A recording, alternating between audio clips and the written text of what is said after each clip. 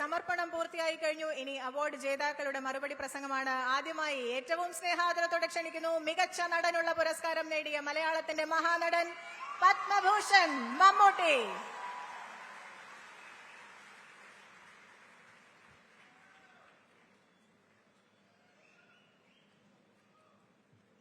നമസ്കാരം.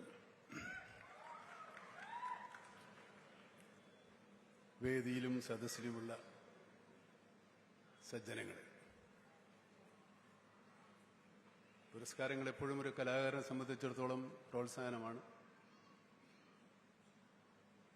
അതും മലയാളം പോലെ നല്ല സിനിമകൾ ഏറ്റവും കൂടുതൽ എടുക്കുന്ന ഭാഷയിലെ അഭിനയത്തിന് നല്ല നടനുള്ള അവാർഡ് കിട്ടുന്നത് അതിലേറെ പ്രോത്സാഹനജനകമാണ്.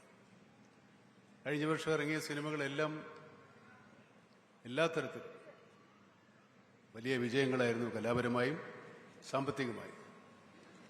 പുതിയ അഭിനേതാക്കളുടെ മിന്നുന്ന പ്രകടനങ്ങൾ നമ്മൾ കണ്ടതാണ്. എൻ്റെ കൂടെ നടന്മാരായി സ്പെഷ്യൽ ജൂറി മെൻഷൻ കിട്ടിയ ആസിഫും ടൊവിനോയൊന്നും എന്നേക്കാൾ ഒരു മില്ലിമീറ്ററിന്റെ ഒരു ഭാഗം പോലും താഴെയല്ല. അവരെനിക്കൊപ്പമാണ്. പ്രായത്തിൽ മൂത്തതായതുകൊണ്ട് മറ്റേ എനിക്ക് കിട്ടിയതാണെന്ന് തോന്നുന്നു. അതുപോലെ സൗബിൻ, നടി ഷംന, അങ്ങനെ എല്ലാവരും അഭിനയം കൊണ്ട് അത്ഭുതപ്പെടുത്തിയവരാണ്. ഞാൻ ഫെമിനിസ്റ്റ് ഫാത്തിമ കണ്ടു.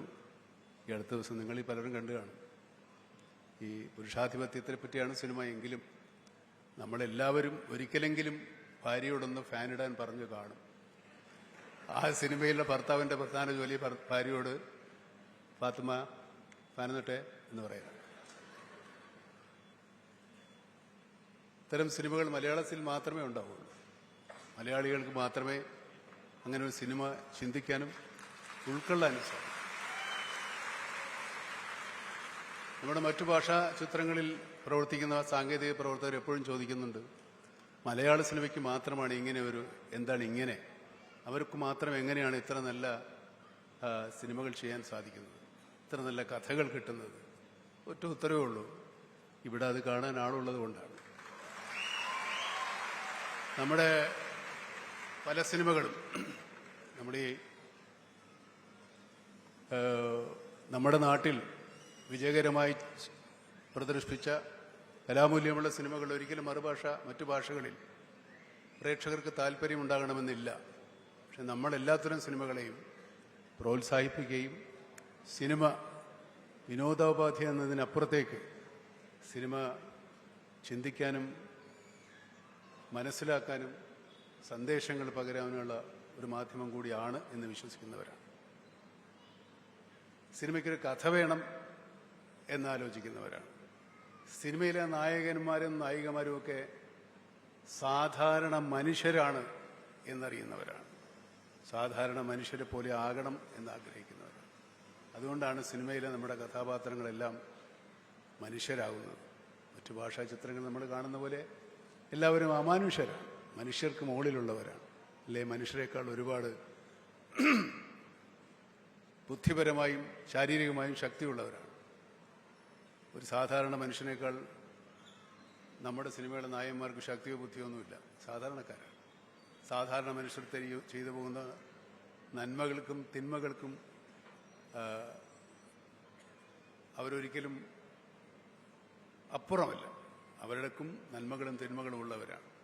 മനുഷ്യ സഹജമായ എല്ലാത്തരം നന്മ തിന്മകൾ കഥാപാത്രങ്ങൾ ഉൾക്കൊള്ളുന്ന കഥകളാണ് നമുക്ക് കൂടുതലുള്ളത്.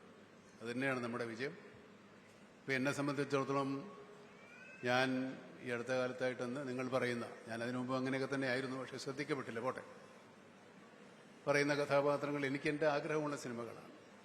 അങ്ങനെ ഓരോരുത്തരും അവർക്ക് ആഗ്രഹമുള്ള സിനിമകളാണ് എടുക്കുന്നത്. ആ ആഗ്രഹത്തിനോട് പ്രേക്ഷകർ ഒത്തുപോകുന്നു എന്നുള്ളതാണ് മലയാള സിനിമയുടെ ഏറ്റവും വലിയ വിജയം. അതിന് ഇത്രയും നല്ല പ്രേക്ഷകരുണ്ടായ ഈ ഭാഷയോട് തന്നെ, അല്ലെങ്കിൽ ഈ പ്രേക്ഷകരോട് തന്നെ നമ്മളെന്നും നന്ദിയുള്ളവരായിരിക്കും. മലയാളത്തിൻ്റെ സിനിമയിൽ ഇനിയും ഒരുപാട് വലിയ ഒരു എന്താ പറയുക, ഒരു കഴിവുകളുടെ ഒരു ഖനിയാണ് മലയാള സിനിമ. ഈ ഖനിയിൽ നിന്നും ഇനി ഒരുപാട് ഒരുപാട് ഒരുപാട് നിധികൾ കോരിയെടുക്കാനുണ്ട്.